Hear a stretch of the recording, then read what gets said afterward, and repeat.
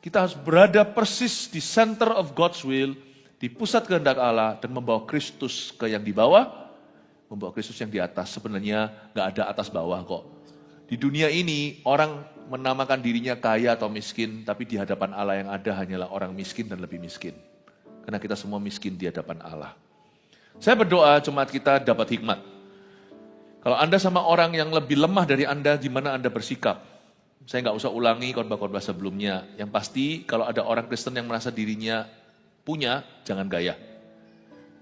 Tapi orang Kristen yang merasa dirinya miskin, nggak punya harta, jangan minder. Ngapain sih minder? Bedanya cuman uang. Nggak ada bedanya. Ya, jadi kita jangan jadi orang yang low self-esteem. Pandang, bicara, bukan nantang. Ngomong sama orang itu tatap muka, tatap mata. Jangan kau dipandang muda. Kalau kita berwibawa, kalau kita punya karakter Kristus, oh kita nggak usah takut sama siapa-siapa, hormati semua orang. Tapi nggak usah Anda merasa terintimidasi sama siapapun dalam hidup ini. Tapi kalau kita berada di atas sosial kedudukan ekonomi, ingatlah, memang Semeru di bawah Himalaya, tapi Himalaya jangan gaya, di atasnya masih ada Allah. Saya dorong Anda, kalau kita sekarang diberkati, jangan gaya, karena berkat itu bisa diambil. Amin. Saya ingin mengajarkan ini supaya Anda mengalami yang dunia katakan hoki. Keberuntungan itu sebenarnya nggak ada, yang ada itu pembawaan diri. Kalau kita bisa membawa diri, Anda akan jadi orang kepercayaan atas, Anda akan kepercayaan orang bawah. Anda selalu akan jadi kepercayaan, bukan berarti jadi seorang people pleaser yang menyenangkan semua orang, bukan. Tetapi Anda akan jadi berkat buat kiri kanan. Tujuan Kristus adalah menjadikan Anda teladan, menjadikan Anda saksi. Nah saya ingin sekali untuk kita seharian seperti hari ini semuanya saya cover dari surat Yakobus, dan kita akan baca, dan kita akan belajar sesuatu ya. Tidak memihak ke orang miskin atau kaya, Yakobus di pasal 2, judul Alkitab Indonesia, jangan memandang muka, ayat 1-9, saya akan baca pelan-pelan. Biasanya saya baca dulu lalu jelaskan, sekarang saya baca dan berhenti. Saya tidak belajarkan sekaligus, tapi saya akan berhenti ayat per ayat. Saudara-saudaraku, sebagai orang yang beriman kepada Yesus Kristus, Tuhan kita yang mulia, janganlah iman itu kamu amalkan dengan memandang muka. Stop. Yakobus menyapa jemaatnya karena Yakobus itu gembala sidang. Dia gembala sidang di gereja mula-mula di Yerusalem. Saudara-saudaraku, dia bicara sama jemaat dan saudara seiman, sebagai orang yang beriman kepada Yesus Kristus. Berhenti di sana sebentar. Kita ini orang yang beriman pada Yesus. Gak boleh mandang muka. Hati-hati dengan yang namanya prejudisme, diskriminasi, lalu favoritisme, dan bahkan rasisme. Nggak boleh ada. I need to touch on this subject, karena ini sesuatu yang kita alami sehari-hari. Di hati kita itu ada prejudis tertentu dengan orang-orang tertentu, ada diskriminasi. Kita harus, kalau sebagai orang beriman kepada Yesus, kita harus jadi orangnya Kristus kepada semua orang. Terbukalah. Tanda-tanda prejudisme, diskriminasi, itu juga bisa dialami di CG. Ya, kita maunya, karena kita memandang muka, kita maunya sama orang-orang itu doang. Kita tidak mau membelah contohnya. Ini kalau mau ditarik garis panjangnya, aplikasinya itu bisa aja. Karena kita memandang muka. Aku cuma suka sama orang itu. Kenapa Anda yakin tidak suka sama yang satunya? Wong Anda belum mencoba. Tuhan itu sudah mendesain hidup kita itu demikian rupa. Anda satu keluarga berapa orang, nanti suatu hari Anda akan punya menantu. Anda akan punya mertua. Kita itu dicipta Tuhan untuk berkembang secara sosial. Belajar terbuka, jangan pandang muka. Belajar bisa menerima muka baru dan muka yang berbeda. Kasih Yesus akan teruji dalam kehidupan orang beriman. Bagaimana cara dia membuka diri kepada semua orang. Meskipun saran saya selalu, kalau ada orang mau bicara soal perjodohan, saya selalu bilang begini karena ini firman. Bahkan pemerintah pun menganjurkan kalau bisa jadian itu sama orang yang banyak similarity atau kesamaan. Tapi yang ini firman Tuhan dulu, jangan jadi pasangan tidak sepadan dengan orang tidak beriman. Orang beriman kok jadian sama orang tidak beriman. Imannya nggak sama, maksudnya saudara seiman aja bisa gegeran. Tapi saya selalu sarankan, cross culture atau lintas budaya itu tidak mudah. Misalnya, orang Western, orang Barat dengan orang Asia. Itu tantangannya pun tersendiri, apalagi kalau culture-nya tidak ketemu di tengah. Lain cerita kalau orang timurnya sudah pindah ke barat sekian lama. Ini bukan Surabaya Timur, Surabaya Barat. Ini negara barat, negara timur. Ya, ini bukan soal ras, tapi soal budaya. Ekonominya juga jomplang. Yang sini menganggap dirinya melarat, yang situ konglomerat. Apakah enak married sama orang kaya? Seperti banyak zaman dulu orang-orang kuno selalu berkata, cari yang Yujian, ya kan? Nggak enak loh. Kalau bukan karena pertemuannya itu netral dan sungguh-sungguh senang dan sejati, itu pun banyak tantangan. Kalau stratanya beda, istilahnya strata itu bukan bahasa yang tepat, tetapi Anda ngerti lah. Masuk gitu, kalau orang yang kaya tidak takut akan Allah keluarganya, Anda tidak akan direspek loh. Apalagi kalau kita itu masuknya butuh. Itu pasti dipandang rendah. Tak segampang itu kok. Zaman sekarang ada pisah harta kok. Tidak gampang. Ada orang berkata dapat orang kaya pasti bahagia. Ya right. Bangun bersama. Baik, tidak usah dari nol, tapi dari kurang lebih sama. Itu membangun bersama itu jauh lebih happy. Tidak ada tarik kanan, tarik kiri. Nanti yang merasa dirinya tidak punya, kepingin kasih untuk keluarganya. Akhirnya jadi lintah dalam pernikahan mereka. Lintah darat. Nggak gampang.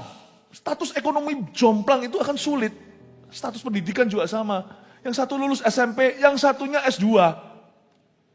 Saya selalu sarankan, kalau ini bukan firman yang belak-belakan, nggak boleh dengan orang yang tidak seiman. Tapi kalau ini yang pakai hikmat lah, compatibility dalam bahasa Inggrisnya, bukan kecocokan, tapi kesamaan, kesetaraan, kesepadanan itu perlu diperhatikan. Makanya kalau ada keluarga yang, jangan, kamu nggak boleh jadi sama orang, misalnya dengan orang barat, bukan karena anti, tetapi memang beda budaya. Belum ready lah ya tiba-tiba, datang, hey Tommy, loh, mertuanya dipanggil nama. Itu biasa di sono, sungguhan, mami daddy itu hanya kepada papa mamanya. Datang berkata, hey Benny. Not every family is ready. Saya tidak berkata bahwa orang barat begitu semua, enggak tentu.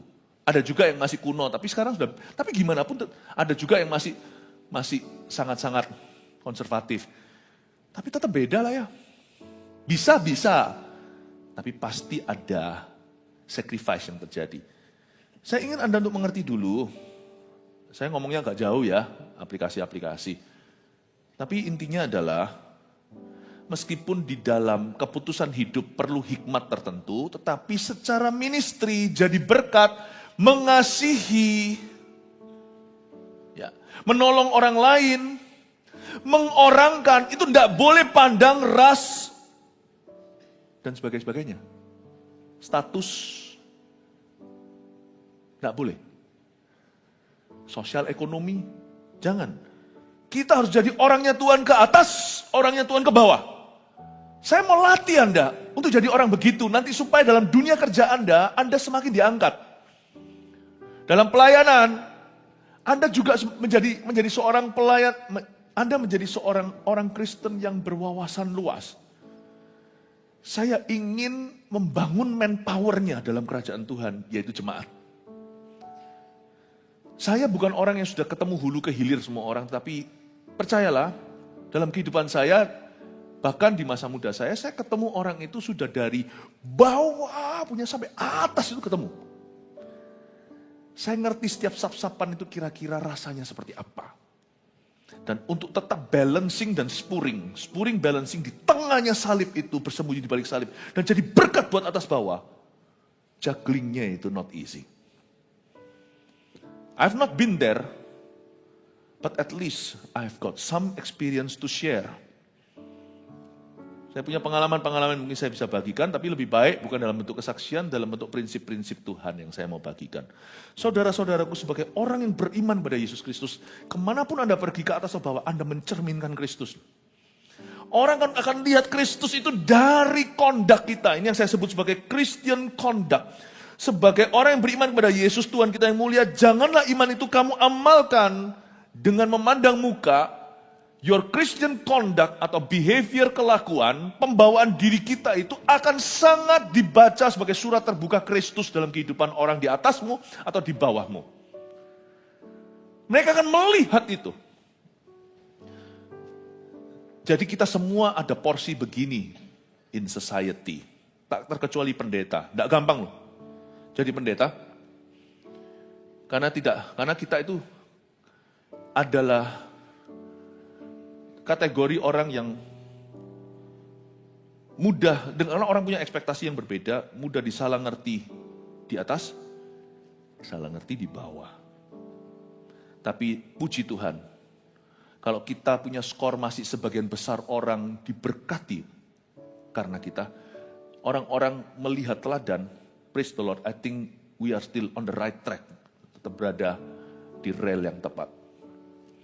Demikian pula Anda juga sama. Anda akan punya tantangan tersendiri. Kepada orang yang lebih tua, kepada orang yang lebih muda, Anda akan punya tantangan. Saya berharap tahun-tahun ke depan jemaat ini jadi berkat di mana-mana. Yang percaya, yang setuju, yang mau kasih tepuk tangan untuk Tuhan. Saudara-saudaraku, sebagai orang yang beriman pada Yesus Kristus, Tuhan kita yang mulia, janganlah iman itu kamu amalkan dengan memandang muka. Ada kata Tuhan kita yang mulia, itulah Shekinah. Artinya, the glory of the Lord of the church, bahasa Inggrisnya. Kamu harus menjadi ambasador, defender, menjadi pembela kemuliaan Allah di gerejanya. Kamu harus menjadi pembela kemuliaan Allah di gerejanya. Gereja itu di zaman akhir ini akan banyak disalah ngerti, apalagi kalau banyak lalang di tengah gandum. Selalu ada gereja yang benar, selalu ada gereja yang salah. Jangan nilai gereja orang, kita selalu terbuka untuk Tuhan uji dan coba. But church adalah tempat gunjang ganjing in society. The glory of the church is in danger. Kemuliaan gereja itu dalam bahaya. Kalau kemuliaan gereja dalam bahaya, yang jatuh korban nanti adalah orang-orang yang belum beriman. Mereka akan sulit terima Yesus karena lihat ulah gereja. Sedangkan di dalam gereja mesti ada orang yang selamat. Ya sudah, selamat aja mereka aja. Kalau kita tidak angkat bicara, kalau kita tidak mulai menunjukkan iman kita dengan benar dan benar-benar membela kemuliaan Allah di dalam gerejanya, Injil pun akan terhalang ketika masuk telinga mereka. Orang Kristen begitu, gereja begitu. Makanya saya sangat cerewet untuk gereja kita ini, untuk saya otak-atik detoks ilahi lagi. Khotbah seperti ini perlu saya berikan. Bukan hanya bertumbuh hingga 1 juta orang. Tapi yang saya cari, yang kita cari adalah kualitas kesaksian. Kesaksian hidup mereka yang nyata. Makanya sekarang kita sudah sampai di taraf 100.000 murid Kristus. GMS di mana-mana itu 100.000 murid hari ini. Saya nggak mau, terus kita sementara berhenti di sini sebelum kita jadi 300.000 murid, saya harus otak-atik lagi kehidupan kita. Datang ke hadapan Tuhan, detoks lagi, dan memastikan bahwa kita semua on track, kita semuanya in sync dalam bahasa Inggrisnya, atau on par bahasa golfnya dengan Tuhan Yesus. Karena Tuhan tidak ingin gereja kita besar, tapi Tuhan ingin gereja kita menjadi serupa dengan Kristus. Saya dorong Anda, setiap jemaat Anda lah gereja sesungguhnya, bukan gedung kami. Bukan gedung kita. You are the building. I am a building too. Saudaraku, sebagai orang yang beriman pada Yesus Kristus, kau harus ingat siapa yang kau wakili, yaitu Yesus Kristus Tuhan. Tuhan kita yang mulia, the glory of the Lord dipertaruhkan melalui gerejanya. Tuhan itu bisa wangi atau tidak tergantung kelakuan Anda di masyarakat. Tergantung kelakuan kita. Saya harap kami sebagai gembala tidak pernah malu-maluin. Gembala gereja itu, gembala GMS kok gitu. Nah, paling-paling ya cuma fitnah, tak terbukti ujungnya. Tapi kami tidak pernah memberikan alasan nama Allah dicela dan nama jemaat dicoreng karena kami. Kalau ada gembala yang kayak gitu, don't worry my friend. kami akan tindak sebelum mengena ke Anda. Kami sangat tegas. Semua rekan-rekan di sini tahu kami sangat tegas dengan standar. Ya, karena kami tidak mau membangun di atas dasar jerami yang hangus oleh api. Tapi demikian pula jemaat juga harus menjaga diri. Kata-katamu, perbuatanmu, keputusanmu, kelakuanmu di masyarakat. Itu mempertaruhkan nama Tuhan kita yang mulia dan kemuliaannya di gerejanya. Tapi sekarang kita lihat dulu tentang orang miskin dan kaya. Ini konteksnya, saya tidak mau keluar terlalu jauh. Janganlah iman itu karena kamu adalah orang beriman pada Yesus dan kamu itu mempertaruhkan nama Tuhan kita yang mulia. Janganlah iman itu kamu amalkan dengan memandang muka. Sebab jika seorang masuk ke dalam kumpulanmu dengan memakai cincin emas, dan pakaian indah, dan datang juga seorang miskin ke situ dengan memakai pakaian buruk, dan kamu menghormati orang yang berpakaian indah itu serta berkata kepadanya, silahkan Tuhan duduk di tempat yang baik ini. Sedang kepada orang yang miskin itu kamu berkata, berdirilah di sana, tanda seru lagi. Atau duduklah di lantai ini dekat tumpuan kakiku, tanda seru. Berhenti di sana ya. Ayat 4 dulu, bukankah kamu telah membuat pembedaan dalam hatimu dan bertindak sebagai hakim dengan pikiran yang jahat. Ternyata segala sesuatu kelakuan kita di masyarakat, trainingnya di dalam gereja. Di dalam gereja itu kita harus memakai sikap yang benar. Dari jajaran hamba Tuhan sampai jemaatnya. Tahu nggak? Mengelola gereja itu lebih sulit dari mengelola company. Sungguhan. Kecuali kalau kita mau gerejanya cul-culan, asal-asalan, nggak ada QC, tidak ada kualitas rohani. Susah banget. Di tempat dunia, gampang. Pecat! Mudah sekali. Tinggal pastikan aja legalitasnya. Ya, kayak apa itu? Kalau ada yang TV show itu yang you're fired, itu apa itu namanya? Yang Donald Trump di gereja pakai hati, nggak bisa begitu. Menggerakkan orang untuk volunteer nggak mudah. Apa yang memotivasi mereka? Apakah diiming-imingi kedudukan? Wah, belum mulai kok sudah korupsi, glory. Kalau begitu kan ambisi. Buat mereka sukarela, dorongannya apa? Nanti supaya engkau diberkati. Uang buktinya akan terbukti nanti. Pada waktu jemaat susah, tetap rindu melayani. Hati saya tertuju pada beberapa orang termasuk TL Iwan. Besok pagi akan dioperasi. Itu kalau nggak dipaksa-paksa sama jemaatnya, 900 orang di bawah CG-CG-nya yang ditangani. Itu kalau nggak dipaksa berobat segalanya, terus ngasir, volunteer, terus ministry pelayanan. Ada orang tanya sama saya, Pastor Philip, kok semua jemaatmu die hard gitu? Semua itu berani kasih nyawa gitu untuk gereja. Emangnya diimingi apa? Ya orang luar komentarnya begitu. Mereka tidak tahu kebudayaan kasih di antara kita dan kekeluargaan. Saya bilang, saya tidak pernah imingi apa-apa. Kalau orang masuknya itu ambisi pribadi, kena batu, kena kerikil aja, dia pasti sudah muntung. Ini orang-orang karena kasih melayaninya. Nggak gampang di gereja itu. Kalau di dunia, profesionalisme, pecat ya pecat, hire ya hire. Di gereja itu pakai kasih. Kasih yang menggerakkan, bukan money. Nggak gampang. Manusia itu jauh lebih kompleks, lebih rumit kalau sudah dihinggapi perasaan. Itu 7 kali komplikasi. When we don't talk feeling, enak kan? Seperti di dunia kerja, bos, atasan, dan bawahan. Udah gini, Di gereja orang bisa nangis. Di gereja orang tunjukkan emosi, di dunia kerja tabu itu. Susah mengelola gereja. Susah mengelola gereja. Gak gampang. Di dunia main backing-backingan. Lu gak tahu gua siapa. Lu gak tahu gua kenal siapa. Padahal sama-sama jemaatnya, yang satu asyir, yang satu yang di asyir. Anda tidak akan pernah tahu loh yang asyir itu ternyata orang penting. Tapi dibentak mungkin dengan orang baru. Jemaat kita sih nggak gitu. Mungkin orang baru datang gitu ya. Nggak tahu. Nggak bisa kan? Nggak bisa seperti orang-orang di dunia. Kita langsung usir orang-orang itu. Nggak mungkin kan? Apa kata dunia? Gereja ngusir jemaatnya. Harus lemah lembut. Nggak gampang. Kalau di dunia, pasang aja pelang, kami berhak tidak melayani customer. Nah, restoran-restoran di Singapura juga ada kok tulisannya begitu. We reserve the right not to serve certain customers. We cannot do that, because you are not customers di gereja. Semuanya adalah anak-anak visi, semua adalah jemaat Tuhan. Semua adalah orang pilihan Tuhan. Ada yang sudah matang, ada yang masih mentah, ada yang setengah matang, ada yang well done, ada yang medium rare. You see, mengelola gereja itu lebih susah. Ada orang berkata, wah enak ya pendeta cuma doa. Really? Mau tukar tempat aja 1 minggu sama saya. Orang di dunia kerja bisa cuti. Lalu setelah itu minum bir. Minum apa? Terserah dia. Kami bisa nggak? Jam tertentu cek loh keluar. Udah urusanku. Aku mau kemana? Mau ke night club. Foto sekali. Cek. Loh kok gitu. Di Jepang orang-orang pulang.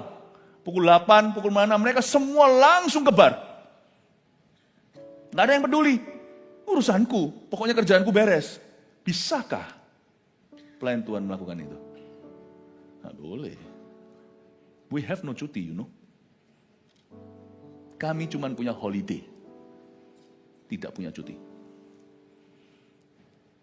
Nggak gampang. Itulah sebabnya kalau gereja bisa berhasil dan mempertahankan kemurnian, oh my goodness, jangan heran tiba-tiba jadi ribuan. People trying to look for, yang kaya maupun miskin datang berbondong-bondong ke gereja seperti zamannya Nuh, hewan-hewan binatang itu 2/2 pasangan-pasangan masuk ke Batra. Karena di dalam ada kehidupan. Mereka menemukan sesuatu yang dunia tidak bisa tunjukkan, dunia tidak miliki, tidak bisa tawarkan, dimensi itu missing di bumi. Yang ada hanya the glory of the church. Ada dalam kemuliaan Allah Shekinah dalam rumahnya. Makanya itu saya yakin, gereja itu banyak yang dipanggil, sedikit yang dipilih. Tapi jangan engkau dan aku yang menentukan mana gandum, mana lalang. Itu urusan Tuhan di akhir zaman. Anda kan terkejut. Not every church is right. Kadang-kadang perdebatan gereja kan seputar apa? Doktrin lah, Roh Kudus lah, bahasa roh lah, persepuluhan lah. Iya, itu kan di Alkitab.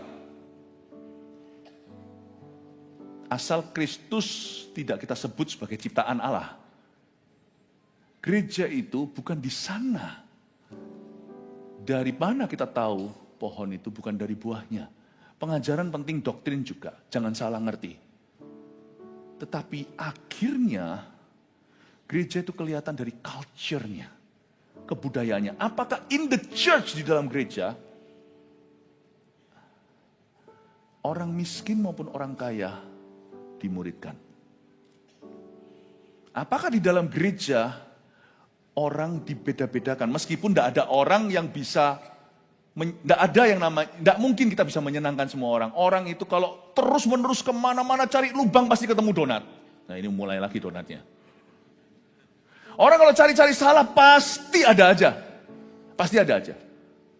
Apalagi kalau orang hatinya itu sudah nggak puas, kepahitan, bias atau bias. Pikirannya udah taruh curiga.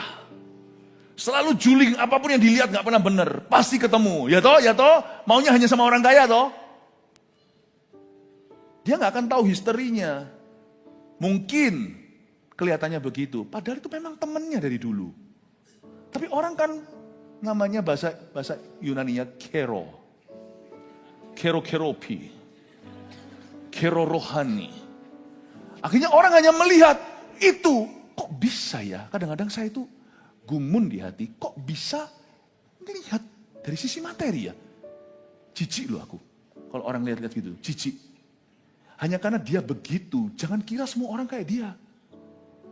Kita bergaul dengan orang tertentu, dari sisi itu kelihatannya kayak, oh, padahal itu memang teman. Bahkan saudara, coba bayangkan. Orang itu kok bisa lihat dari sisi materi itu, heran aku. Wong hubungannya sesungguhnya gak begitu loh. Gak ada amplop-amplopan itu, gak ada. Karena itu gereja harus wise. Gereja kalau bisa mengelola orang ini, nanti semua orang di dalam gereja itu diberkati dan jadi berkat. Saya ngomong sesuatu yang nggak sulit ya untuk dimengerti ya. Tapi Anda bisa ngerti ya, semoga Anda bisa paham. Telusuri sedikit. Tidak memihak ke orang miskin atau orang kaya. Itu bicara tentang orangnya Tuhan bagi setiap orang. Saya berharap kita semua seperti itu. Dan kita akan jaga kemurnian gereja juga. Saya kasih sedikit history, sejarah, konteks ayat ini. Sebab jika ada seorang masuk ke dalam kumpulanmu dengan memakai cincin emas. Zaman sekarang semua orang pakai cincin, apalagi sudah menikah. Dan pakaian indah, dan datang juga seorang miskin ke situ dengan memakai pakaian buruk. Zaman itu, tahun 100 sesudah Masehi, 100 AD kurang lebih, rings are only for the richest. Zaman itu nggak seperti hari ini. Yang namanya wedding band atau cincin nikah ini baru populer tahun sekian. Tahun sekian. Menurut saya perusahaan jewelry pintar sekali. Sehingga menikah tanpa cincin itu rasanya belum sah. Tapi kalau gitu Adam dan Hawa nggak sah dong. Gak ada ayatnya, maka Tuhan berkata, tukar cincin dulu, sematkan cincin itu di jari jemarinya, maka Tuhan berkata beranak cuculah. Gak ada. Ya bolehlah, ini adalah bisnis jewelry yang sudah terjadi di dunia, sudah jadi tradisi. Orang married, udah mesti harus ada wedding bandnya. Puji Tuhan lah, berapa banyak usaha jemaat, di dalam bidang perhiasan juga jalan. Praise the Lord, it's your luck, berkatmu. Tapi zaman dulu, cincin itu bukan untuk wedding. Cincin itu status. Kaisar memakainya, signet ring namanya. Raja Persia memakainya. Kayak zaman dulu, di zaman Tiongkok misalnya, zaman dulu itu hanya raja yang boleh pakai baju kuning, Huangdi. Baju ungu, hanya Salomo raja. Sekarang cincin itu sudah jadi biasa. Tapi zaman itu yang pakai cincin hanyalah the ultra rich. Orang-orang yang kaya sekali. Nah, waktu mereka masuk, karena logam mulia belum tersedia buat semua. Dan waktu mereka masuk pakai cincin itu blingnya. Orang langsung tahu dia siapa. This is who's who in society. Dan Tuhan ajarkan lewat Yakobus. Kalau kamu lihat orang pakai cincin emas, lalu masuk orang yang compang-camping. Tidak tentu compang-camping, tapi pakaiannya buruk. Dan kamu menghormati orang yang berpakaian indah itu. Dan berkata kepadanya, silakan tuanku duduk di tempat yang baik ini. Tetapi pada orang miskin dia berkata, berdirilah di sana, duduklah di lantai itu dekat tumpuan kakiku. Tuhan akan marah sama gereja itu. Kata kamu menghormati orang yang berpakaian indah ayat 3, itu menghormatinya secara excessively, bahasa Inggrisnya, dan exclusively. Berlebihan, dan juga menghormatinya secara eksklusif. Dia saja. Membuat perkecualian yang luar biasa karena dia kaya. Tuhan akan marah dengan gereja itu. Dan Tuhan akan marah dengan siapapun yang jadi hamba Tuhannya. Sedangkan kepada orang-orang yang miskin, kau berkata, berdiri di sana. Duduklah di lantai dekat tumpuan kakiku. Tuhan akan murka melihat itu. Apalagi melihat anak kecil ditolak. Anak kecil ditolak. Jemaat umumnya diindahkan. Tapi anak-anak muda, susah kalian mikir. Memperlakukannya seperti bully-bulian. Anak-anak kecil juga, Makanya kenapa gereja kita kenapa gereja kita terus berada di garis pertumbuhan? Mau tahu enggak? Yang kita indahkan setiap kali weekend, akhir pekan. Yang boarding the flight dulu, yang boarding pesawat dulu, naik dulu itu adalah penumpang privilege. Tiada lain voltage. Anak-anak kecil. Haleluya, kasih tepuk tangan tuh Tuhan. Itu sebuah statement, sebuah cetusan. Bahwa anak-anak yang tidak punya apa-apa, yang punya itu papa mamanya. Mereka yang empunya kerajaan sorga. Mau kaya atau miskin di gereja kita MSI 1 dulu ya. Memberi tidak bisa setir. Gereja-gereja punya tatanan hikmat dan tua-tua yang dituakan. Gereja kita kalau bisa begitu dengan harapan supaya jemaat gitu di hidupnya. Kami harap jemaat gitu supaya kita semua jemaat dan gereja diberkati Tuhan. Jangan Tuhan murka. Tapi kita supaya bisa menjadi ambasador Kristus ke semua orang. Duduklah di lantai ini dekat tumpuan kakiku. Saya pernah datang ke sebuah tempat, sebuah gereja, tapi saya nggak sebut mana, toh Anda nggak tahu. Saya sedih sekali.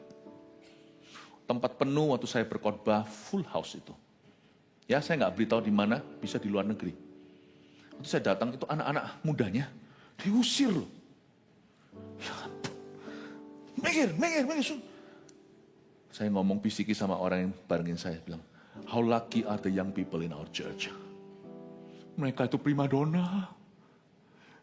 Kita itu kalau perlu kita yang vale mobil orang di luar. Supaya anak-anak itu semuanya bisa beribadah. Di sini diusir-usir, minggir. Kasih kursinya. Aduh Tuhan. Saya berkata, Tuhan, hari ini aku belajar. Itu zaman puluhan tahun yang lalu. Saya berkata, Tuhan, aku tidak mau, kami tidak mau membangun gereja yang besar. Tapi gereja yang bisa menghargai siapa saja. Mengasihi semua orang. Dan memang selalu akan ada dan tidak akan ada orang yang menempati tempat istimewa kecuali Kristus. Semua orang harus mulai dari bawah. Saya nggak peduli kalau masa lalu jemaat dulu pernah pelayanan super tinggi. When you come to our church, lewat welcome lounge seharusnya, ya perkenalkan diri. Kami akan menawarkan MSC 1 juga. Nomor induk jemaat di gereja ini akan selalu mengutamakan pemuritan. 8 kali Anda ikut ciki, dari 12 kali pertemuan hanya boleh bolong 4 kalau memang itu pun karena pekerjaan. Setelah itu Anda ikut MSC 1 My Spiritual Journey. Tidak peduli kalau ada orang yang merasa dirinya melarat, atau yang lain merasa konglomerat, sama-sama duduk di sebelah bangkunya di MSC 1. Karena gereja adalah cetusan hikmat Allah. Like father, like son. Buah tidak jatuh jauh dari pohonnya. Kalau gereja culture-nya tidak sehat. Keluarga-keluarga nanti culture-nya juga nggak sehat. Gereja kalau kebudayaan culture-nya tidak sehat. Nanti jemaatnya juga culture-nya nggak sehat. Di jemaat ini kita diajari untuk saling menghargai. Untuk saling mengasihi. Untuk saling mengindahkan. Bahwa setiap orang-orang yang diberikan itu kita tidak nilai mereka berdasarkan dengan uang. Uang itu bukan status di hidup kita. Kristen yang sejati itu tidak menjadikan uang sebagai status untuk sok atau uang sebagai status untuk minder. It's never between us. Kalau ada orang yang punya uang lebih, bersyukurlah, kau jangan iri. Kalau ada orang yang punya uang kurang, jangan kita gaya karena uang itu kepercayaan. Uang is never a status. Tidak pernah sebuah status. Kalau kita bisa punya culture seperti itu, semoga nanti kehidupan jemaat juga culture-nya sehat.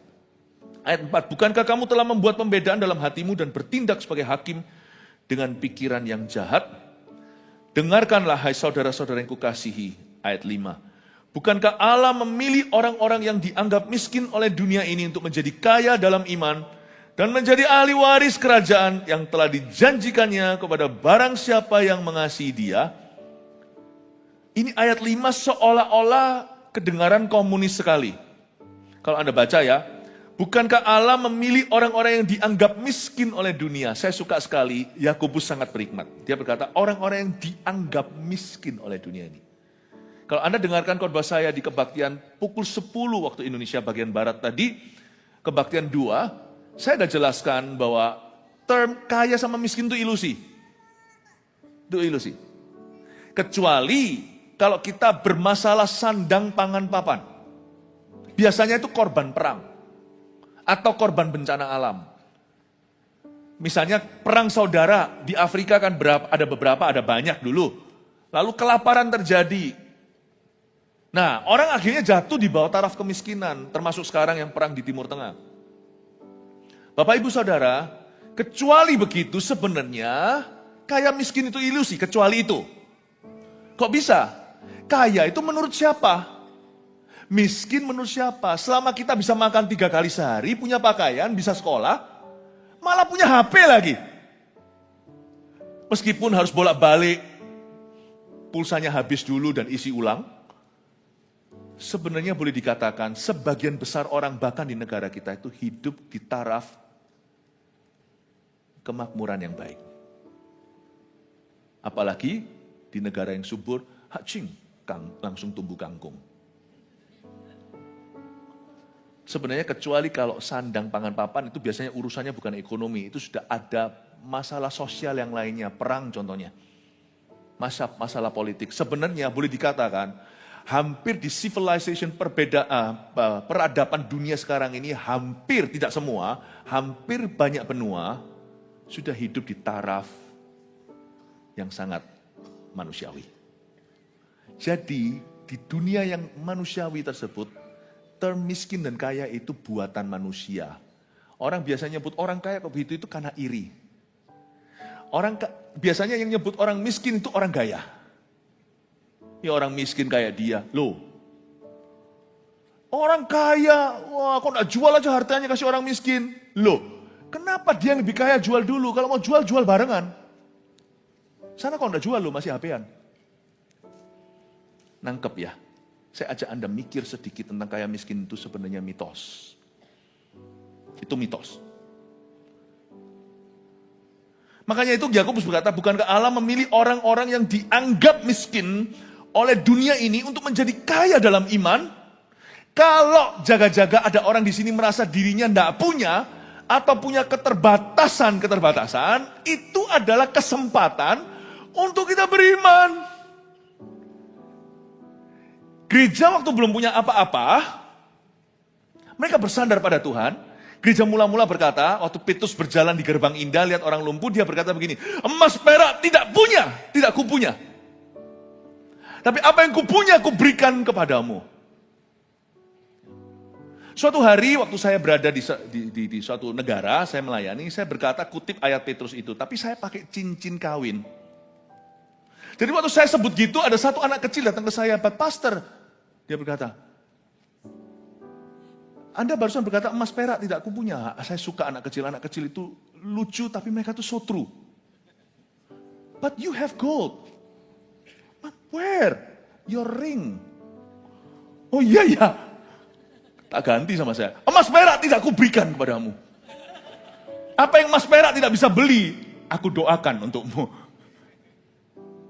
Waktu kita tidak punya apa-apa, kita bersandar pada Tuhan. Kita bergantung sepenuhnya. Biasanya mujizat mudah terjadi. Kenapa banyak divine healing terjadi di tempat yang tidak ada teknologi dan medis? Why? Tapi jangan kita makan ilusi. Sekalipun kita punya money, kita tetap perlu divine healing. Buktinya, kesehatan tidak tentu pulih sekalipun Anda ke dokter terbaik di dunia. Tuhan masih sembuhkan yang uang tidak bisa beli. Gereja mungkin sekarang katakan kita tuh punya misi, selalu punya kebutuhan money. Tapi dibilang kita tidak punya keuangan, tidak punya uang juga enggak seperti gereja mula-mula yang waktu itu bermula tidak punya apa-apa. Tapi zaman sekarang itu masih ada ruang di mana Tuhan harus berkarya secara ajaib yang uang atau money tidak bisa beli. Kita bisa ngontrak satu tempat, misalnya satu gedung, bahkan beli tanahnya kalau perlu supaya di situ ada properti gereja. Kalau kita digeruduk massa juga, percuma sana punya izin. Tetap ada yang money cannot buy. You have to believe in miracles. Mereka bisa bangun bait suci, malah dibangun lewat treasury atau lewat perbendaraan. Raja Persia, pulanglah Ezra, Nehemia, semuanya bangun. Tapi mereka mengalami berbagai macam oposisi dari orang-orang lokal, orang-orang Samaria yang ada waktu itu ada di Timur Tengah. Mereka punya dukungan aja juga percuma. Terhentikan pembangunan bait Allah akibat orang-orang lokal yang melawan dan licik sekali pakai berbagai macam cara untuk menghentikan pekerjaan Tuhan. You see my friend, kalau jaga-jaga kita merasa diri kita itu tidak punya, itulah kesempatanmu untuk beriman. Itu yang dimaksudkan di sini. Bukankah Allah memilih orang-orang yang dianggap miskin oleh dunia itu untuk menjadi kaya dalam iman dan menjadi ahli waris kerajaan? Dan ilusinya orang kaya adalah, orang kalau merasa dirinya kaya ya, orang kaya itu tidak ada, yang ada orang miskin dan lebih miskin di hadapan Allah. Tapi orang kalau merasa dirinya kaya itu biasanya sudah malas ke gereja.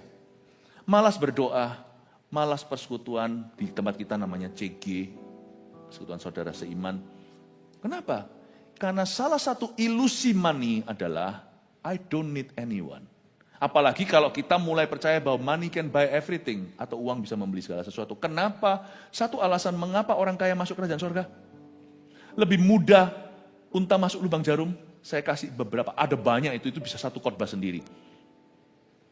Tapi saya kasih beberapa yang saya ingat, yang bisa langsung ingat di luar kepala ya. Mengapa orang kaya atau merasa kaya? Orang kaya itu enggak ada. Kaya menurut siapa? Miskin juga enggak ada, kecuali kalau sandang pangan papan bahaya.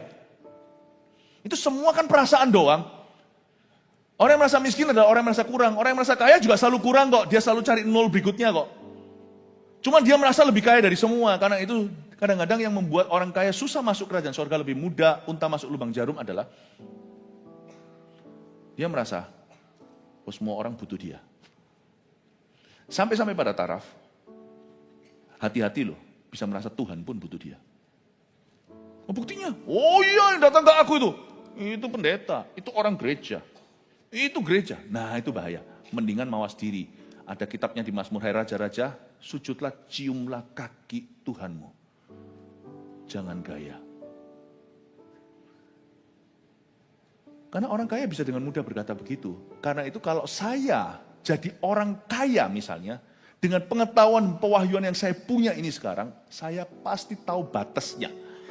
Bolehlah saya merasa semua orang butuh sama saya, tapi kalau sudah berkenaan dengan pekerjaan Allah, ngalah, mundur aja. Karena sana pegang kunci maut. Sana pegang kunci hidup dan mati. Mundur aja. Jangan lancang kata-kata. Mundur setelah memberi tangan kanan, tangan kiri jangan tahu. Mundur berapa langkah. Berkata, oke Tuhan. Suatu kehormatan aku bisa memberi pada Tuhan. Karena waktu kita melanggar kemuliaan Tuhan, the glory of the Lord in the church, Anania Safira masih bisa terjadi. Beberapa orang yang merasa dirinya kaya, bahkan sungguhan kaya, yang masuk dalam masalah, itu karena Tuhan menghukum mereka itu ada. Itu karena suatu hari Nebukadnezar Raja Babel itu gaya, langsung sama Tuhan dibuat gila.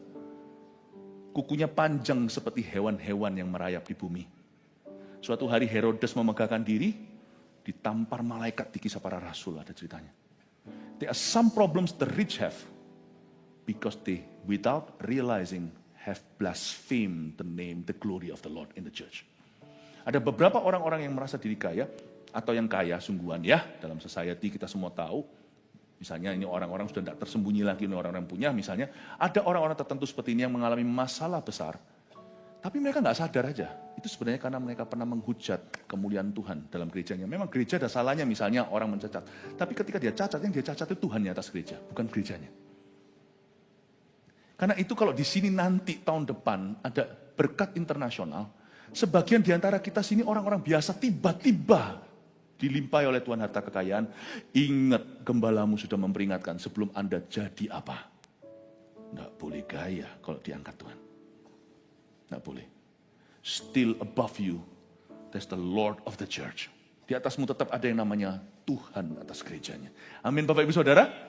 Saya ini kasih Anda vaksinasi. Saya ngomong gini tuh GR dulu, karena saya tahu jemaat yang kami gembalakan ini satu-satu akan diberkati. Nah amin ya enggak usah. Amin. Karena itu harus tetap humble. Harus tetap rendah hati.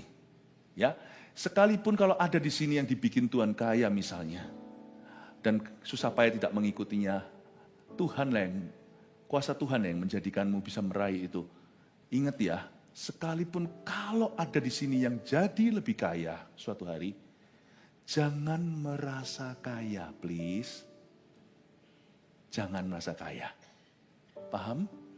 Tetaplah miskin di hadapan Allah. Berbahagialah orang yang miskin di hadapan Allah. Jangan merasa kaya, supaya Anda tetap fokusnya ke iman. Orang yang dianggap miskin oleh dunia, itu bisa jadi orang yang dianggap miskin oleh dunia itu justru menjadi kaya dalam iman dan menjadi ahli waris kerajaan. Tapi kamu telah menghinakan orang-orang miskin, ayat 6. Bukankah justru orang-orang kaya yang menindas kamu? Dan menyeret kamu ke pengadilan? Yakobus sangat belak-belakan, kan justru orang kaya yang menindas kamu. Kenapa orang kaya lebih bisa menindas daripada orang miskin? Meskipun manusia tetap aja sama-sama jahat. Karena orang kaya punya toolsnya, punya sumber dayanya, punya resourcesnya. Mereka punya koneksi, punya money. Sebenarnya ya, saling menindas itu semua orang kaya miskin bisa. Orang kaya sama orang miskin sama-sama orang berdosa, dua-dua bisa berguna, dua-dua juga bisa mengecewakan. Karena itu jangan jadi komunis, orang kaya selalu salah. Siapa tahu mereka dapatkan secara halal dan itu memang berkat Allah.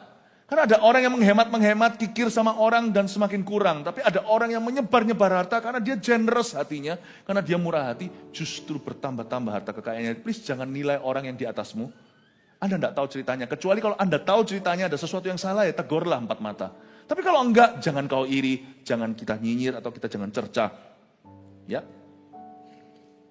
Kalau kita ada di atas, kalau ada orang yang di atas. Bukankah justru orang-orang kaya yang menindas kamu dan menyeret kamu ke pengadilan?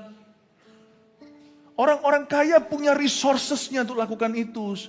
Sebenarnya orang miskin juga sama. Ada orang miskin bunuh orang miskin, tahu nggak ceritanya? Dua-dua budak di Mesir. Itu loh zamannya waktu Musa coba tolong dan bukan bunuh lah, pukul-pukulan. Bukan bunuh sih. Yang bunuh tuh Musa, ya. Saya ralat cerita. Tapi dua orang budak di Mesir itu sama-sama orang Yahudi yang sangat-sangat melarat. Mereka tidak punya harta, wong mereka budak. Mereka itu kerja rodi, kerja paksa, dan mereka berantem pukul-pukulan sampai Musa lerai mereka. Lalu mereka tiba-tiba bukannya hati mulia tapi jahat dan berkata, apakah kamu hendak membunuh kami seperti kau bunuh orang Mesir itu? Dan karena itu Musa lari. Dari sana kita tahu, seringkali kita mengeluhkan di masyarakat orang miskin selalu benar. Tidak tentu, orang miskin kaya sama-sama orang berdosa. Nangkep ini ya Bapak Ibu Saudara, jangan ada prejudisme terhadap orang kaya, jangan ada prejudisme kepada orang miskin, jangan memihak ke orang kaya, komunis namanya, dan jangan memihak ke orang miskin namanya, memihak kepada orang miskin, komunis namanya, atau jangan memihak kepada orang kaya, kapitalis namanya. Kita bukan kapitalis, kita bukan komunis, kita adalah warga negara kerajaan Allah, tidak ada Yahudi Yunani, tidak ada kaya miskin. Dalam hal ini kita semua setara di hadapan Allah. Yang ada di hadapan Tuhan cuma orang yang miskin dan lebih miskin di mata Allah. Karena itu kita harus mawas diri dan supaya Tuhan terus bisa tambahkan dan limpahkan berkat-Nya atas hidup kita dan percayakan. Kalau tangan kita tidak pernah menggenggam seperti ini, apapun bisa disalurkan. Amin Bapak Ibu. Dari ayat itu saya mengerti hari ini. Bukankah justru orang-orang kaya yang menindas kamu? Sebenarnya orang miskin juga bisa tapi mereka nggak mampu. Bukankah justru orang-orang kaya menindas kamu dan yang menyeret kamu ke pengadilan karena mereka bisa bayar pengacara? Dari ayat ini kita temukan sesuatu bahwa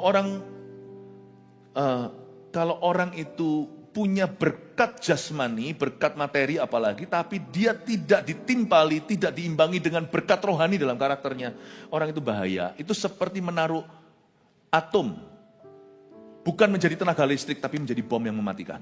Di tangan yang salah, berkat bisa jadi kutuk bagi sesama. Itulah sebabnya Bapak Ibu Saudara di gereja ini, janganlah kau mencari dan berdoa bagi berkat. Minta sama Tuhan menjadi serupa. Saya tidak pernah mengkhotbahkan kemakmuran. Anda saksinya kalau Anda sudah berjemaat sekian lama. Saya selalu ajarkan karakter, selalu edukasi, mendidik.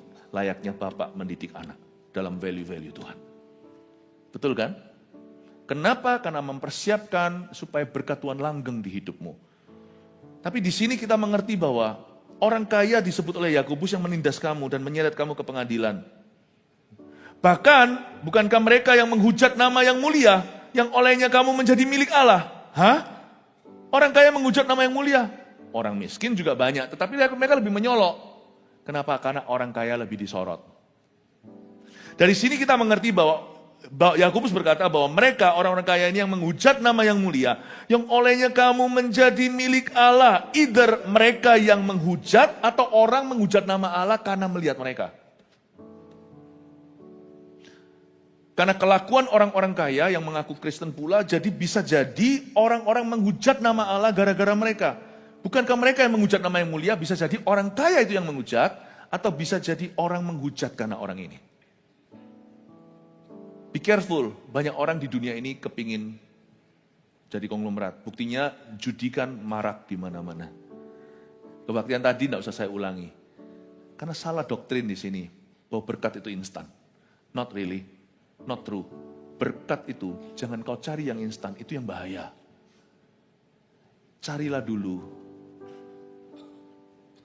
berkat rohani yang tidak kelihatan. Perkaya dirimu dengan value, dengan nilai Tuhan. Perkaya dirimu dengan firman. Jangan kejar itu. Ada beberapa orang punya konsep yang salah pula. Baru mulai kerja sudah ngebut dia.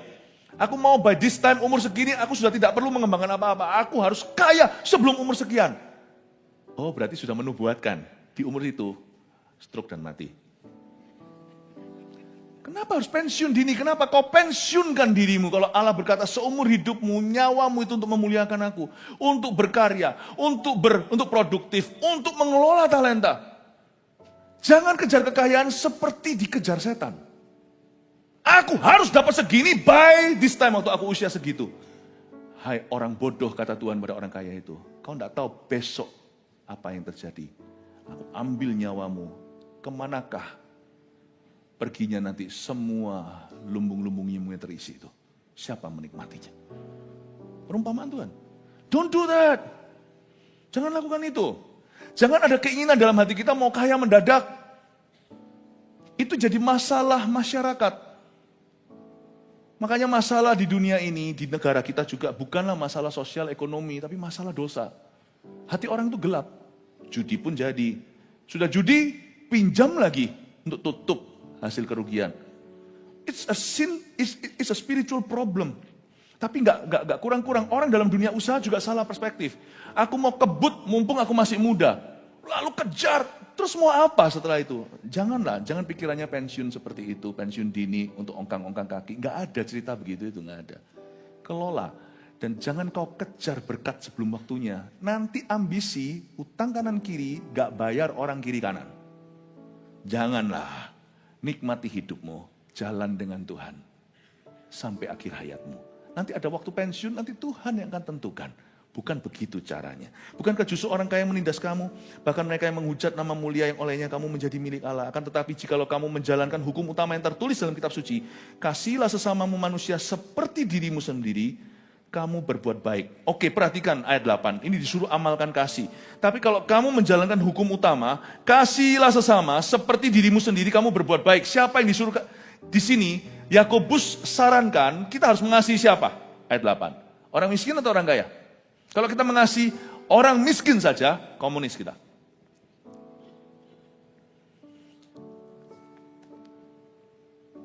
Kemiskinan itu, yang saya katakan tadi, mitos tadi itu ilusi. Artinya apa?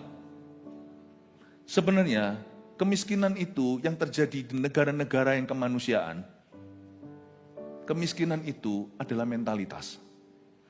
Hati-hati dengan mentality ini.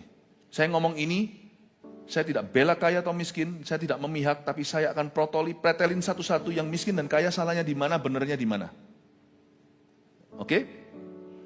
Ingat 7 lembu yang gemuk-gemuk itu, 7 tahun kelimpahan di Mesir. Lalu ada 7 lembu yang bukan wagyu, yang kurus-kurus kelihatan paru-paru. Memakan 7 lembu yang gemuk-gemuk itu, lalu setelah dimakan, tak ada sisanya, bukan? Tidak tersisa sama sekali. Pernah bekas wagyu. Nggak ada itu. Dan itulah mentalitas kemiskinan. Berapapun yang kau cemplungkan, tidak akan jadi lowongan pekerjaan. Kalau mentalitasnya hanya minjem, belas kasihan, makanya saya tadi ajarkan. Itu mentalitas. Saya tadi di Kebaktian 2 ajarkan tentang wanita yang harus jadi teladan, yang memberi satu duit 2 peser uang. Kenapa perbuatannya mulia? Bukan karena dia memberikan segalanya, bukan. Tapi karena dia tidak terintimidasi dan dia tidak mengasihani diri sendiri. Orang yang merasa dirinya melarat, memang dia tidak punya apa-apa. Di tengah-tengah konglomerat yang memberi persembahan gede-gedean. Itu mentalitas yang dipuji sama Yesus, bukan persembahannya. Mentalitasnya. Perhatikan, kalau kita punya mentalitas kemiskinan, dan mentalitas kemiskinan pasti selalu iri, selalu kutuki orang kaya. Selalu salah pokoknya. Nanti ya, berapapun duit ditaruh ke orang-orang begitu, semua sampai ke mereka nggak jadi lowongan pekerjaan. Semua dimakan, besok miskin lagi, tak ada sisa wagyunya. Inilah masalah yang terjadi di masyarakat. Berapapun selama mentalitas tidak pernah dientas. Cemplung berapapun kita semua jual harta kita semua pakai koteka. Kita yang mandiri akhirnya juga harus minta-minta roti anak cucu kita. Kan lucu kalau kita jual segala sesuatu lalu kita minta, kan kita jadi beban. Tapi kalau kita ngelola kan kita selalu jadi bendahara. Coba ya, kita buat eksperimentasi tapi saya tidak mau ikut. Kalau Anda mau, saya tidak mau ikut. Karena saya tahu hasil akhirnya. Berapapun kau cemplungkan di tengah-tengah mentalitas kemiskinan, berapapun ditelan itu kelimpahan. Mau Elon Musk jual seluruh hartanya juga akan ditelan. Kena judi, kena ini, semua orang bayangin. Semua mau kaya. Selalu kurang, mentalitas itu kalau more. tapi tidak mau work. Berapapun juga akan jatuh miskin lagi 7 tahun kemudian. Dari sini kita tahu bahwa membela orang miskin tanpa fondasi kebenaran juga tidak dibenarkan di hadapan Tuhan. Membela orang kaya juga tidak dibenarkan. Dalam ayat ini malah justru orang kaya yang dipojokkan. Jangan salah loh. Dipojokkan terus ini orang-orang kaya. Kita tidak boleh memihak miskin atau kekaya. Kita harus melihat kedua-duanya dengan mata terbuka. Apapun yang dicemplungkan nggak jadi lowongan pekerjaan. Tapi kalau orang kaya, kenapa kau indahkan eksklusif dan eksesif? Bukankah mereka yang seret kamu ke pengadilan? Bukankah karena mereka namamu dihujat? Makanya itu, kalau kita betul-betul mendidik anak kita, jangan didik mereka cuman pinter cuan. Didik mereka dalam takut akan Tuhan, Amsal 22 ayat 6. Didiklah orang benar dalam jalan yang harus ditempuhnya. Nanti kalau dia dewasa atau tua, tidak akan meninggalkan jalannya. Kalau Anda mau didik anak, jangan didik mereka untuk jadi orang kaya. Didik mereka terlebih dahulu untuk kaya di mata Allah. Nanti mereka bisa pegang harta dan bisa ngelola. 7 tahun masa kesepian, yang semua kurus-kurus kelihatan paru-paru, taruh di tangan mereka, kasih waktu 7 tahun, 17 tahun deh kalau kurang. Sebentar lagi, semua lembu di tangan mereka yang tadi kurus-kurus paru-paru itu, semua jadi wagyu. Anda akan terkejut, di pulau tertentu, tuker orang, pulau itu akan berkembang menjadi metropolitan berikutnya. Pulau metropolitan tersebut, masukkan orang-orang yang tidak punya fondasi iman dan kebenaran, letakkan di sana, sekarang limpah ruah luar biasa, sebentar lagi akan jatuh dalam poverty. Ternyata bukan pulau itu dan sumber daya, apakah punya air atau punya sumber daya alam yang menentukan sukses satu kota, pulau atau negara. Mentalitinya. Semoga Anda mengerti ini. Semoga Anda mengerti ini. Justru orang-orang pintarlah banyak yang berakhir pailit. Karena pintar namun serakah. Semoga apa yang saya sampaikan tidak memihak ke orang miskin kaya, ini aplikasinya jauh. Sampai ke parenting juga. Didik anak itu. Harus value itu. Hati-hati orang kaya. Kau jangan suapi anakmu dengan sendok emas. Yang kaya itu engkau, bukan anakmu. Yang mereka yang merasa dirinya miskin. Jangan ajari anaknya untuk minder, tapi jangan benci orang-orang kaya. Jangan jadi komunis. Suruh mereka belajar. Kenapa mereka sukses? Tapi jangan tiru yang gak sukses. Punya hubungan yang terbuka sama papa mamanya. Didik di rumah. Kayak Musa gitu loh jadi pangeran. Padahal didikannya itu asuhannya mama. Housewife only. Tapi diajari dalam Taurat Allah. Suruh mereka sekolah. Kamu bisa sekolah. Mama bisa sekolahkan ini. Kalau kamu mau sekolah lebih dari ini. Luar kota, luar pulau, university yang bagus, luar negeri. Kamu harus bermental kaya. Kamu harus cari Tuhan. Kamu juga harus studi sungguh-sungguh. Kamu jadi beasiswa kayak. Bangun portfoliomu. Jangan begini-begini. Kamu masuk ikut di amal ini dan ini. Pelayanan yang sungguh-sungguh. Anda akan terkejut nanti ya. Ada OKB, orang kaya baru, dan juga akan ada orang miskin baru seperti pra-ibadah. Akan ada orang berhasil baru, ada orang gagal baru. Kasih waktu 7 tahun aja. Kita perlu waktu, karena tidak instan. Atau 17 tahun pun masih muda kok, anak ulul umur 22. 17 years later, ya, 40 tahun sekian. Jadi dia, kalau dia sehat, Tuhan beri berkat. Jadi janganlah orang yang merasa miskin minder. Jangan orang yang merasa di depan secara ekonomi kaya.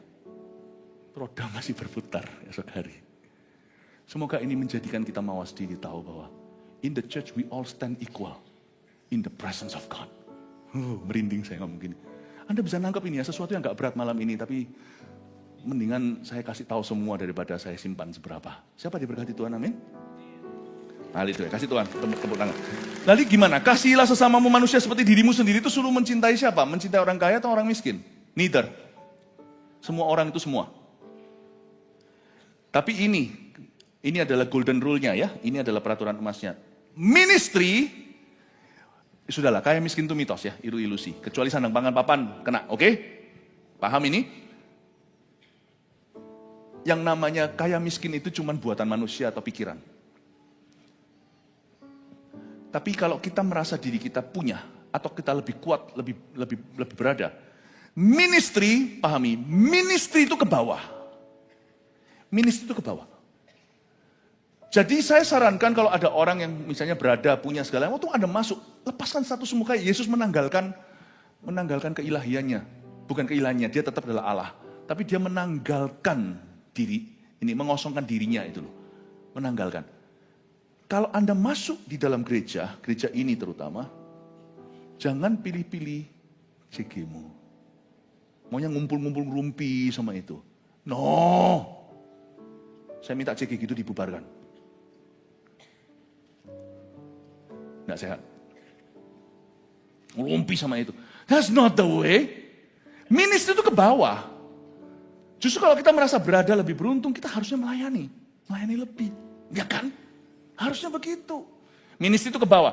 Jadi kasihlah sesama manusia itu aplikasinya kepada orang yang lebih papah menurut kita atau kurang tidak punya seperti kita, tidak seberada, seberuntung. Kita harus melayani. Cari pelayanan yang bisa melayani semua orang. Jangan melayani hanyalah orang-orang eksklusif. Layani. CG tempat yang sempurna untuk lakukan itu. Sedangkan kalau ministry ke bawah itu kasih sesama. Lalu ke atas gimana? Ke atas jadi teladan dan jadi wibawa. Bapak ibu saudara, saya temukan sesuatu. Kalau sama orang yang gimana segala itu, oh my goodness, saya selalu menunjukkan tidak pernah minder sama siapa-siapa. Sungguhan. Saya pernah ketemu orang itu dari yang biasa sampai yang menurut dunia itu luar biasa.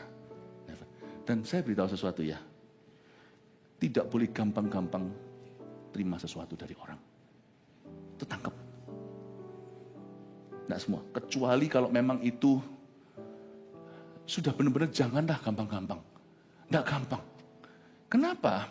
Karena di dalam dunia ini biasa namanya beli-belian.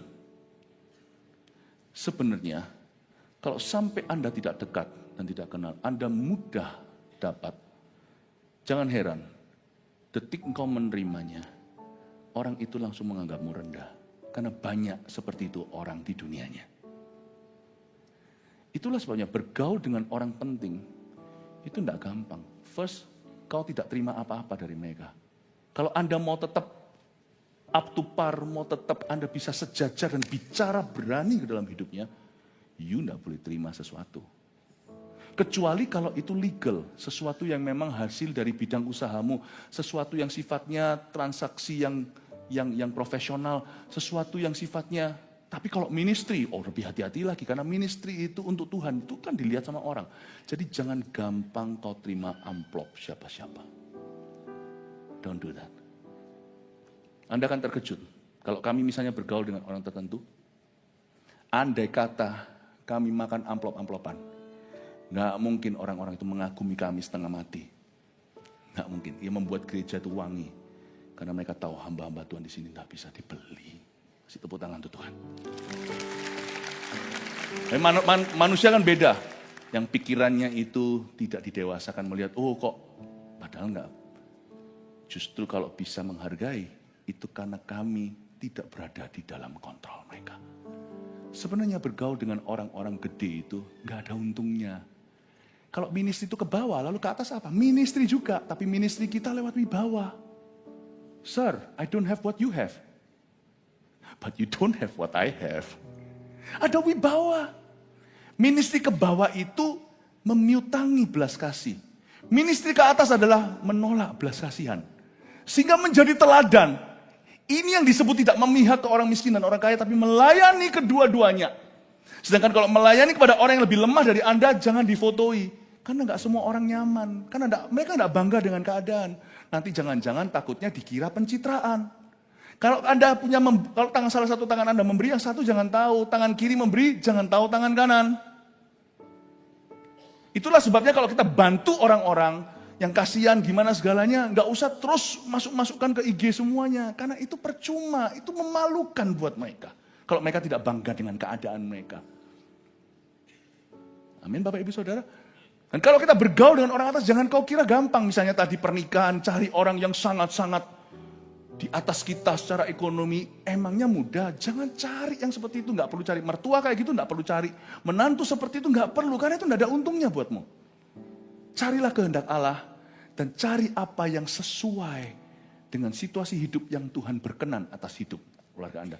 Jangan menjadi penaik tangga, pemanjat atau social climber. Jangan jadi gold digger, jangan menjadi penggali emas. Nggak keenaan. Karena orang-orang yang ada di atas yang mahir-mahir bisnis ini, mereka sudah tahu yang namanya transaksi.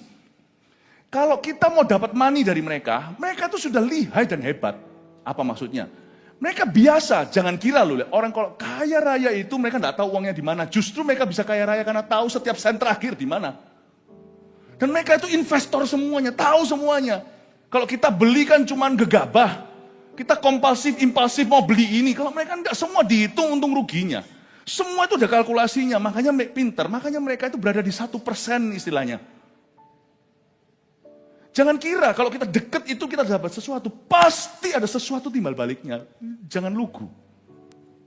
Kecuali kalau bisnisnya itu profesional, bisnisnya itu fair-fairan, kalau itu sesuatu yang sungguh-sungguh memang sudah boleh dikatakan memang sepatutnya. Tapi kalau itu kemurahan hati, belas kasihan, be careful my friend, tidak segampang itu sama orang gede. Karena orang gede pun masih tetap bisa menjilat orang lebih gede.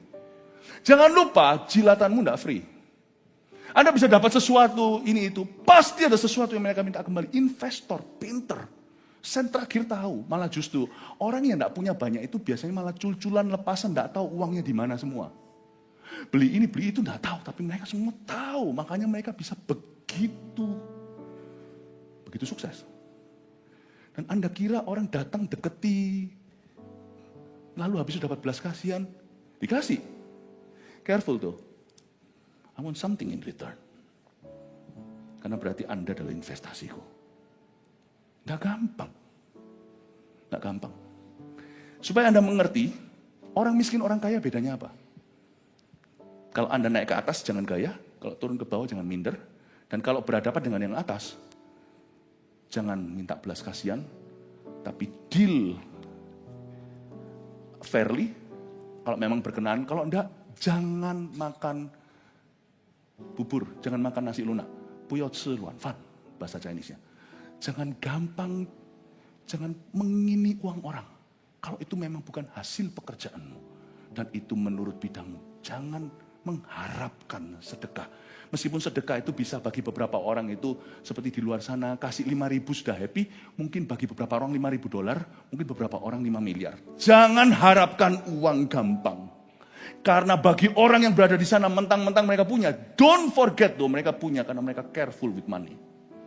Apa yang Anda minta gini itu, ada returnnya. Kalau saya mau jadi hamba Tuhan yang begituan, dengan mudah mungkin saya dapat.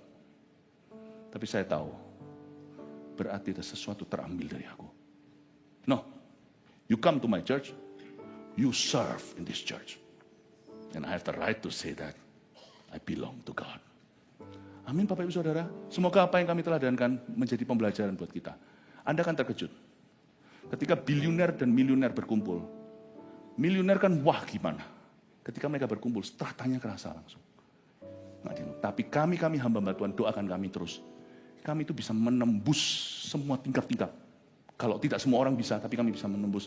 Mau yang miliuner ke bilioner, kami bisa bicara selama kami jaga jarak. Jaga profesionalan. Dan kami bisa berbicara kepada semua orang. You akan terkejut. Kami bisa melayani siapa orang saja. Di tingkat manapun juga. Semoga gereja kita menjadi gereja yang terus dibangun oleh orang miskin dan orang kaya yang takut akan Allah. Kasih tepuk tangan Tuhan. Bapak Ibu di sini jangan minder. Aku siapa? Jangan. Saya tidak mau dengar suara-suara kayak gitu kalau mau pelayanan di sini. Aku memangnya siapa? Bukan siapa-siapa. Sama. Saya juga bukan siapa-siapa. Oh itu bos. Siapa bos? Semua kita di sini itu tidak ada bosnya. Semua kita itu cuma punya satu bos, yaitu Yesus. Semua kita melayani. Amin. Terakhir aja.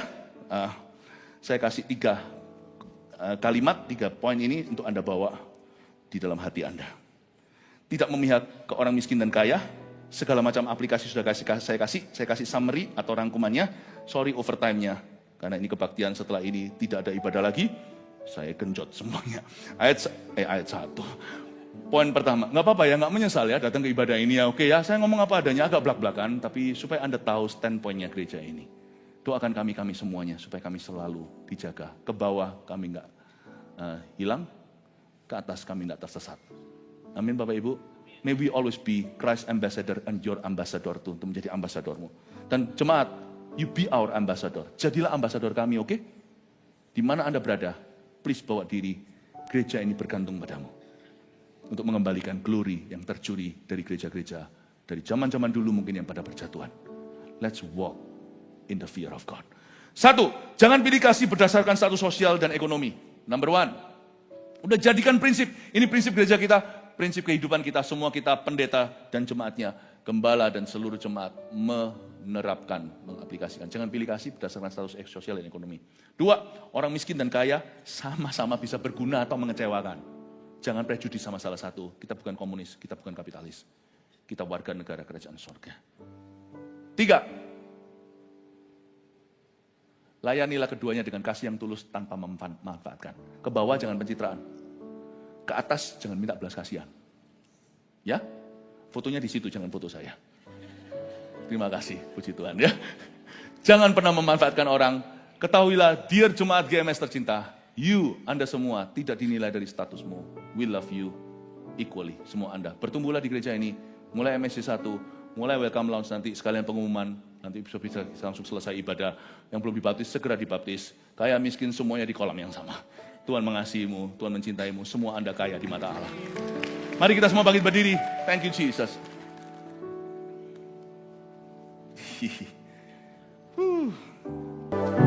And there I find you in the mystery.